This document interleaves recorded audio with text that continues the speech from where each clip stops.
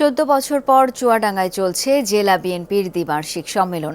প্রধান অতিথি হিসেবে ভার্চুয়ালি যুক্ত থাকবেন বিএনপির ভারপ্রাপ্ত চেয়ারম্যান তারেক রহমান। সকাল 10:30 নাগাদ টাউন ফুটবল মাঠে সম্মেলনের উদ্বোধন করেন বিএনপি মহাসচিব মির্জা ফখরুল ইসলাম আলমগীর। জাতীয় সঙ্গীতের পর উত্তোলন করা হয় জাতীয় ও দলীয় পতাকা।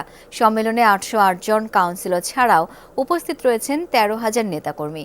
দুপুরের পর সাধারণ সম্পাদক ও সাংগঠনিক সম্পাদক পদে নির্বাচন হবে, যা অনুষ্ঠিত হবে Chuadanga collectorate school and college মাঠে, যেখানে কাউন্সিলররা জেলার নেতৃত্ব নির্বাচন করবেন। পুরো প্রক্রিয়া ভার্চুয়ালি যুক্ত থেকে পর্যবেক্ষণ করবেন বিএনপির ভারপ্রাপ্ত চেয়ারম্যান তারেক রহমান। এরই মধ্যে বিনা প্রতিদ্বন্দ্বিতায় চুয়াডাঙ্গা জেলা বিএনপি সভাপতি হিসেবে মাহমুদ হাসান খান বাবু নির্বাচিত হয়েছেন।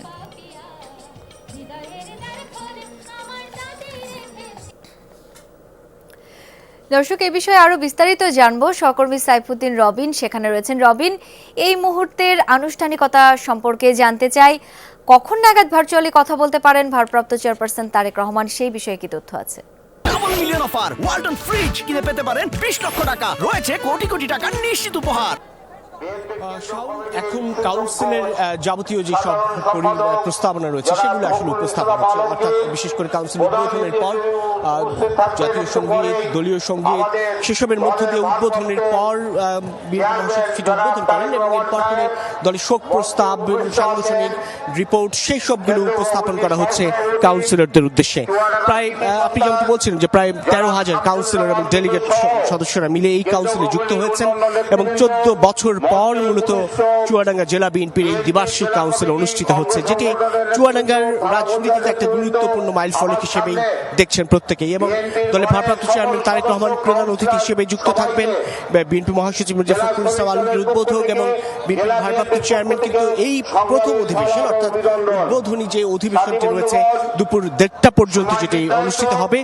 এরপর পাশেই, অর্থাৎ এই চুয়াডাঙ্গা টাউন ফুটবল মাঠের পাশে যে Chuadanga collectorate school and college রয়েছে, সেখানে যে ভোট অনুষ্ঠিত হবে সাংগঠনিক সম্পাদক এবং দলের সাধারণ সম্পাদক নির্বাচনের ক্ষেত্রে চুয়াডাঙ্গা জেলা বিএনপির, সেটি কিন্তু একেবারে অনলাইনে যুক্ত থেকে, ভার্চুয়ালি যুক্ত থেকে বিএনপির ভারপ্রাপ্ত চেয়ারম্যান তারেক রহমান পুরো বিষয়টি পর্যবেক্ষণ করবেন।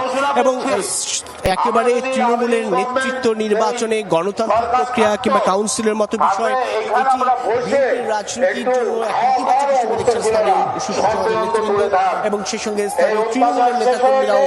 তাদের বক্তব্য হচ্ছে দীর্ঘদিনের যে বিগত দিনগুলোর যে আন্দোলন সংগ্রাম, সেই সংগ্রামে যাদের ত্যাগ, তিতিক্ষা, নির্যাতনের শিকার হওয়া এবং তারা একটা প্রতিদ্বন্দ্বিতামূলক ব্যবস্থার মধ্য দিয়ে গণতান্ত্রিক প্রক্রিয়ায় নিজেদের নেতৃত্ব নির্বাচনের একটা সুযোগ পাবেন এই কাউন্সিলের মধ্য দিয়ে, এমন প্রত্যাশাটাই করছেন তারা।